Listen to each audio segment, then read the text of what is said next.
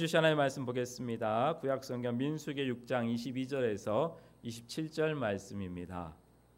민수기 6장 22절에서 27절 말씀, 제가 지금 성경 구약 204페이지에 있는 말씀입니다. 민수기 6장 22절에서 27절 말씀 우리 한 절씩 교독하겠습니다. 여호와께서 모세에게 말씀하여 이르시되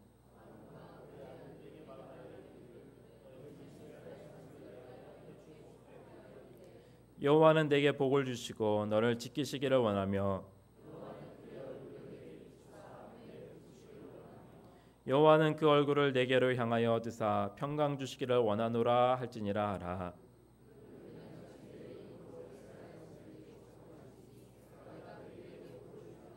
아멘.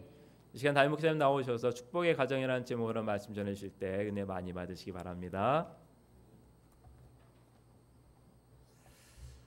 추석 명절입니다. 이번 추석에도 고향을 찾고 부모님을 찾아서 많은 식구들이 이동을 한 것 같습니다. 이 자리가 꽉 차 있었는데 지금 일부 예배 드리는 것 같아요. 오랜만에 그리운 가족들을 만나고 둘러앉아서 정을 나누고 계신 줄로 압니다. 이런 명절 때가 되면 가족들 간에 안부를 묻고 덕담을 하면서 그렇게 복을 빌고는 하죠. 누구나가 다 자기 가족들, 자식들이 잘 되기를 바라고 그 가정이 행복하기를 바랍니다. 그런데 참으로 안타까운 사실이 있습니다.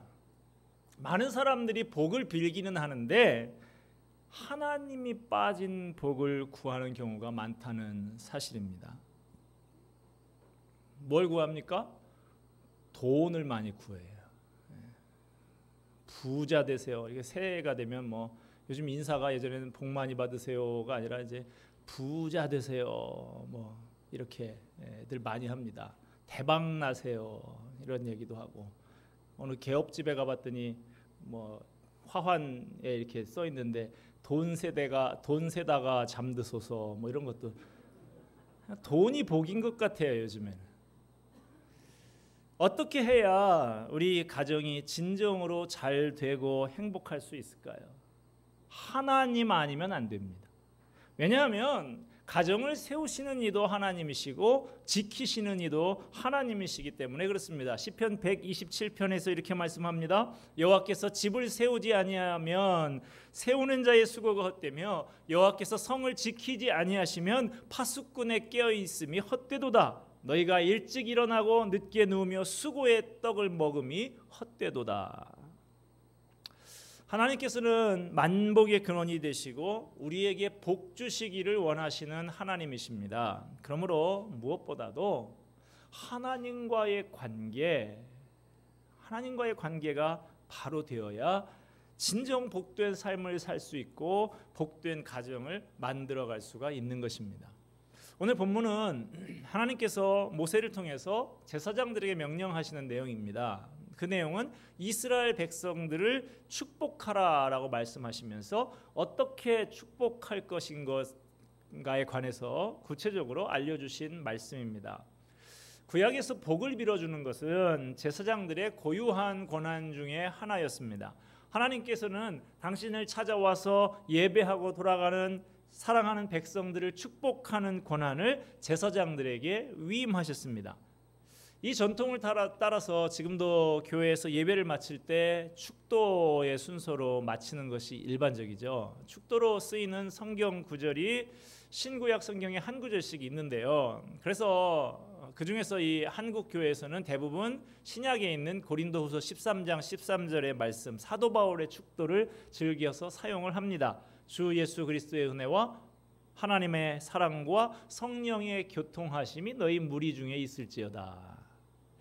그러나 장로교회의 원류라고 할 수 있는 칼빈의 개혁교회에서는 사도 바울의 축도보다는 오늘 우리가 읽은 본문인 구약 민수기 6장에 나오는 제사장의 축도를 사용했고 스위스 교회에서는 지금도 이 축도를 사용하고 있습니다. 여호와는 내게 복을 주시고 너를 지키시기 원하며 여호와는 그 얼굴을 내게 비추사 은혜 베푸시기를 원하며 여호와는 그 얼굴을 내게로 향하여 드사 평강 주시기를 원하노라. 이스라엘 백성을 향해서 하는 이 축도는 당시 제사장인 아론과 그 아들들만이 할 수가 있었습니다. 그 나라의 최고 지도자였던 모세도 할 수 없는 축복의 권한을 제사장들에게 허락해 주셨어요. 제사장들이 여호와의 이름으로 이스라엘 자손들에게 축복을 하면 하나님께서는 그 축복한 그대로 복을 주신다고 약속을 하셨습니다. 오늘 본문 27절의 말씀입니다. 그들은 이같이 내 이름으로 이스라엘 자손에게 축복할지니 내가 그들에게 복을 주리라. 자, 제사장들이 어떤 마음을 가져요? 내가 축복하면 하나님께서 그대로 복 주신다.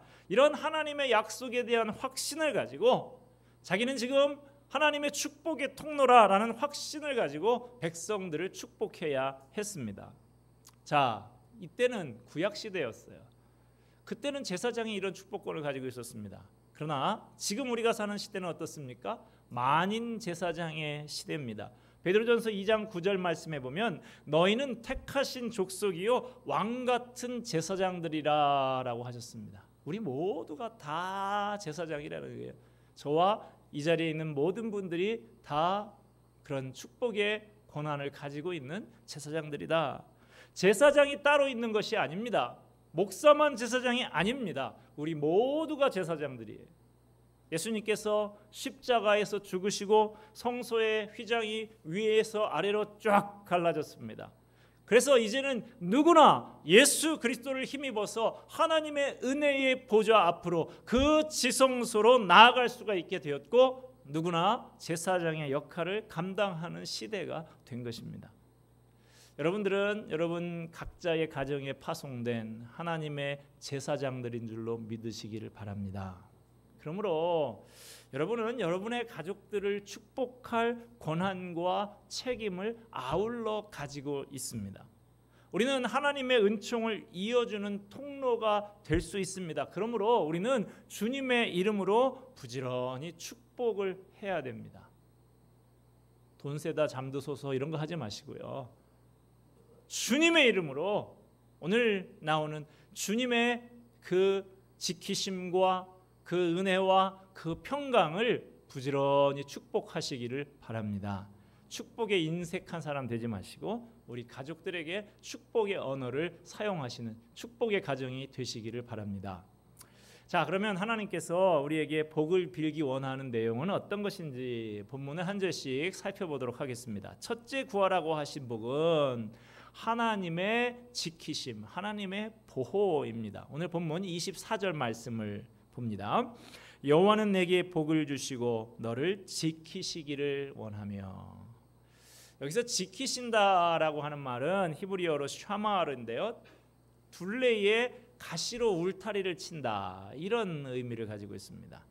가시로 울타리를 치면 그 양들이 염소들이 있을 때 둘레에 가시 울타리를 치면 들짐승들이 와서 어떻게 해치지를 못하는 것이죠. 대적을 철저히 막아주시겠다 그런 의미를 가지고 있는 말인 것입니다. 이스라엘 백성들은 지금 출애굽을 했습니다. 그래서 광야에서 살아가고 있습니다. 앞으로 이들이 이 험한 땅 광야를 행진해 나가려고 하면 수많은 난관을 헤쳐 나가야 합니다. 일단은요, 사막의 기후가 장난이 아니에요. 낮에는 살인적인 햇빛이 내리쬐입니다. 밤에는 또 엄청나게 춥습니다. 굶주린 들짐승들의 표적이 되기도 하고요. 이들을 눈의 가시처럼 여기는 사나운 이방 민족들의 그 세력과 맞부닥쳐야 했습니다. 그러니까 이스라엘 백성에게 절실히 필요한 것은 하나님의 보호와 지키심과 돌보심이다 하는 것이죠. 하나님 나라를 향해서 우리들도 이렇게 살아갑니다. 저 하나님 나라를 향해서 우리는 나아가는데 광야 같은 세상을 행진해서 나아갑니다. 우리에게도 하나님의 보호하심과 돌보심이 절실히 필요한 것이죠. 우리에게는 항상 위험이 도사리고 있습니다. 우리 주변에는 넘쳐나는 죄악과 유혹이 있습니다. 하나님의 지키심이 없으면 넘어지고 쓰러질 수밖에 없는 연약한 존재가 바로 우리들이에요. 그런 우리를 지키시는 분은 하나님이십니다. 돈이 우리를 지켜주지 않습니다. 졸지도 않으시고 주무시지도 않으시는 우리를 눈동자같이 지켜주시는 분이 하나님이신 줄로 믿으시기를 바랍니다. 그러므로 우리는 왕같은 제사장이라 그랬는데, 축복의 통로라 그랬는데, 왕같은 제사장으로서 축복의 통로로서 하나님께서 지켜주시기를 구하는, 축복하는 여러분들이 되시기를 바랍니다. 자, 옆에 계신 분들 함께 축복하십시다. 하나님께서 지켜주시기를 축복합니다. 자, 둘째로 하나님께서 구하라고 한 복이 뭔가? 둘째로 구하라고 하신 복은 하나님의 은혜를 구하라 하셨습니다.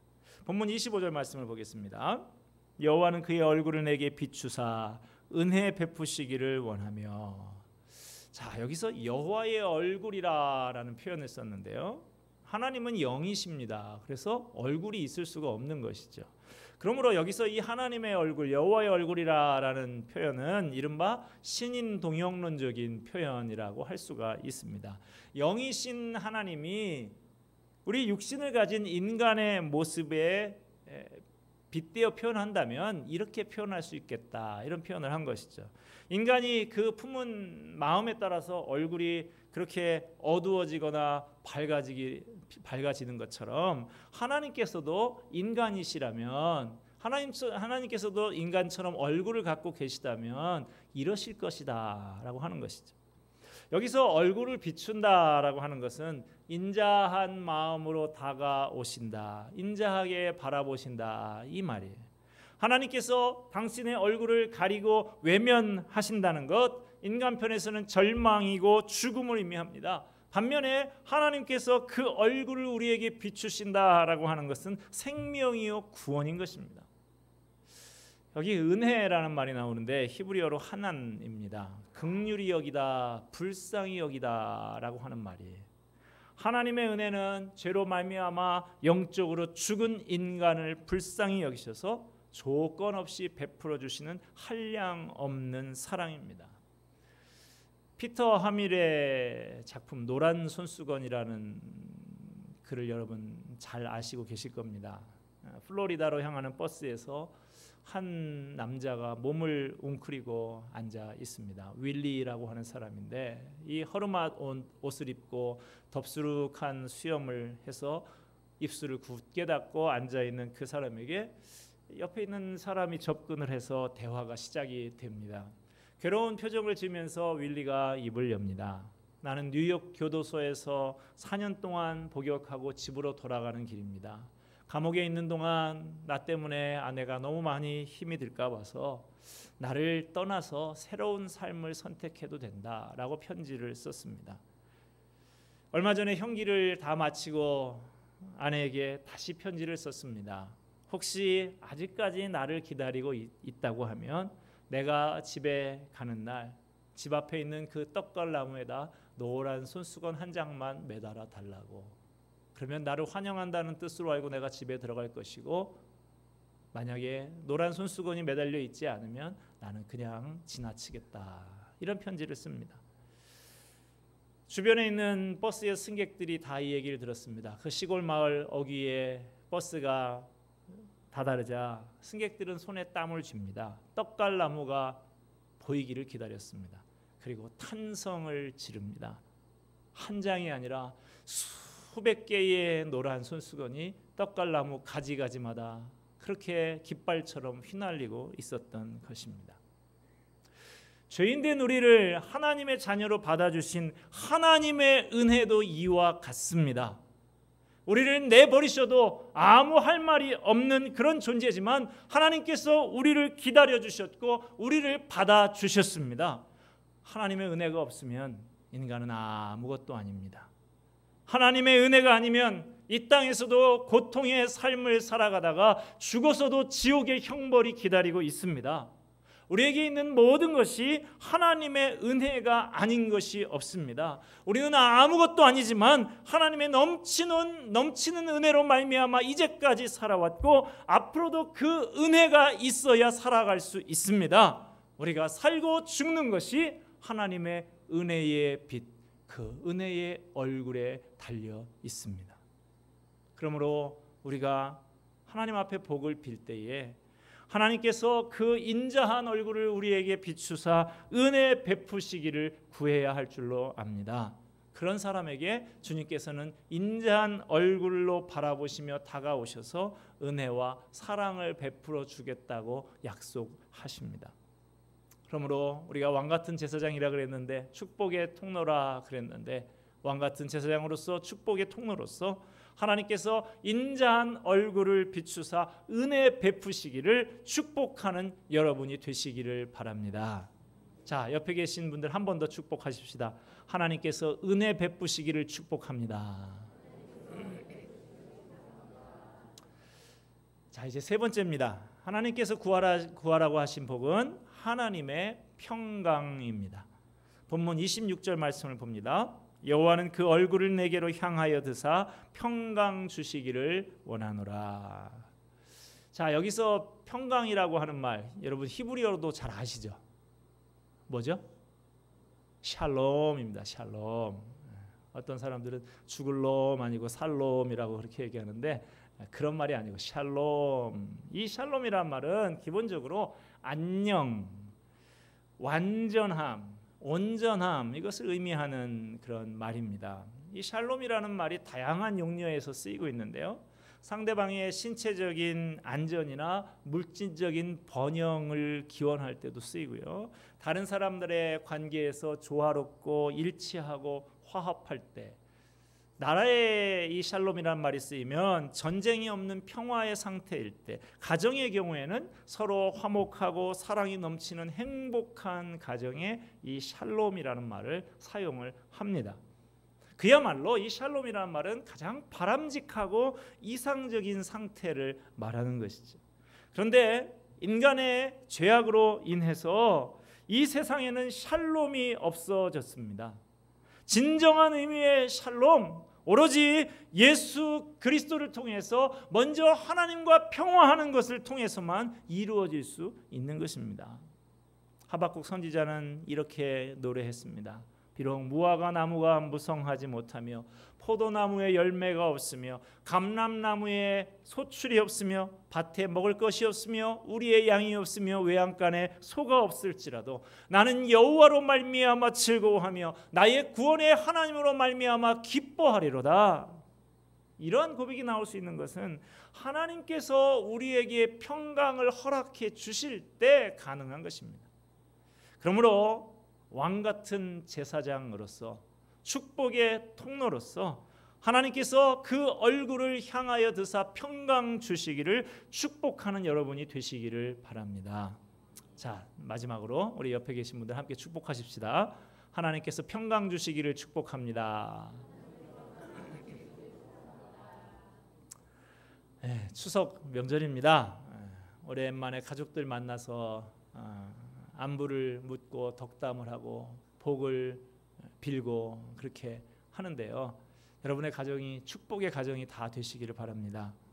누구나 다 자식들 잘 되기 바라고 가정이 행복하기를 바라는데 제가 초두에도 말씀드렸지만 복을 빌기는 비는데 자꾸 하나님 빠진 복, 돈만 비는 그런 경우들이 참 안타깝습니다. 하나님이 복의 근원이신데 하나님은 구하지 않고 돈만 구하는 경우가 얼마나 많은가 하는 것입니다. 그러나 여러분, 돈을 많이 구한다고 해서 부자 다 되느냐? 그렇지 않아요. 저 아메리카 대륙 북미가 있고 남미가 있죠. 그런데 북미는 여러분이 아시는 대로 뭐 미국이라든지 캐나다라든지 다 부자 나라들입니다. 강한 나라들이에요. 그런데 남미에는 보면 가난한 나라들이 많이 있죠. 왜 같은 아메리카 대륙인데 북미는 부강하고 남미는 가난하냐? 어느 역사학자가 이 부분에 대해서 흥미로운 주장을 했습니다. 북미에 처음 도착한 선조들은 청교도들이었어요. 그들은 신앙의 자유를 찾아서 하나님을 찾아서, 영어로는 God, 하나님을 찾아서 그곳에 찾아왔다는 거예요. 그런데 남미에 처음 도착한 스페인과 포르투갈 뭐 이런 사람들은 황금을 찾아서, 골드를 찾아서 왔다는 거예요. 영어로 하면 God하고 골드는 L자 하나만 넣느냐 빼느냐 차이입니다. 북미의 선조들은 하나님을 찾아서 왔더니 금도 하나님께서 허락해 주셨는데 남미의 선조들은 금만 찾아서 왔더니 하나님도 잃어버리고 금도 잃어버리고 다 잃어버렸더라. 이런 이야기를 하는 걸 들었습니다. 어떻게 해야 우리의 가정이 진정으로 잘 되고 행복할 수 있을까요? 하나님이 아니면 안 됩니다. 먼저 하나님을 구하시기를 바랍니다. 하나님의 지키심을 구하시고 하나님의 은혜를 구하시고 하나님의 평강을 구하시기를 바랍니다. 끝으로 조창인 작가의 이야기를 말씀드리고 말씀을 끝맺고자 합니다. 조창인 작가는 본래 장래가 촉망되던 기자였습니다. 그런데 어느 날 자신이 취재한 사건이 잘못되면서 감옥에 갇히는 신세가 되어버렸어요. 폭력배들이 수감된 감방에서 두려워서 숨도 제대로 쉬지 못하고 구석에 이렇게 있었습니다. 그런데 그 방의 방장인 것 같아요. 두목이 그를 부릅니다. 너 교회 다녀? 안 다닙니다. 찬송가 아는 거 있어? 잘 모릅니다. 그럼 성경은 읽어봤어? 예, 다 읽어보지는 못했고 대학 다닐 때 서양 문화사 시간에 관심이 있어서 신약 성경만 읽어봤습니다. 그럼 됐어. 오늘부터 네가 설교해. 예. 만약에 거절을 했다가 무슨 일을 당할지를 어떻게 알아요? 그래서 잘 모르는 찬송가도 부르고 억지로 설교도 하고 그렇게 했습니다. 그런데 이게 웬일입니까? 그 억지 설교를 듣고 두목이 눈물을 흘리는 거예요. 도대체 이게 웬일인가? 이 사람이 나를 지금 놀리는 건가? 그러다가 독방으로 가게 됐습니다. 거기서 혼자 성경을 읽게 됩니다. 저 두목이 어떻게 이것을 가지고 눈물을 흘릴 수 있단 말이냐. 하나님의 은혜를 체험하기 원하는 마음으로 이 사람도 마음을 열고 성경을 읽기 시작했습니다. 그동안 지적인 교만 가지고 성경을 무시하고 자신의 능력만 믿고 그렇게 살아왔지만 이제 나도 한번 의심하지 말고 성경을 말씀 그대로 한번 믿어보자 작정을 합니다. 믿음의 눈으로 성경을 읽어나가니까 말씀이 완전히 새롭게 다가오기 시작했습니다. 그가 하나님을 믿고 시인하게 되니까 하나님께서 역사하시기 시작했습니다. 연루되었던 사건이 해결이 되면서 감옥에서 풀려나가게 됐어요. 그때부터 그는 아내와 같이 교회에 열심히 다니면서 신앙생활을 했습니다. 그러나 문제는 생활이 전혀 나아지지를 않았어요. 기자 생활을 그만두고 작가로 나섰지만 실패하고 7년 동안 반백수로 지냈습니다. 그렇지만 아내와 함께 믿음으로 극복해 나갔습니다. 글을 쓰면서 하나님, 저는 이것을 쓸 수 있는 사람이 못 됩니다. 내 한계를 고백하면서 철저하게 하나님의 지혜와 하나님의 도우심을 구하는 작가로 변해갔습니다. 글을 쓰면서 한계에 부딪힐 때마다 성경을 읽으면서 하나님을 찬양하고 그 앞에 엎드려서 능력을 부어달라고 지혜를 달라고 그렇게 기도를 했습니다. 하나님, 저에게 10만 독자를 붙여주셔서 하나님의 영광 드러내는 사람 되게 해달라고 그렇게 기도했습니다.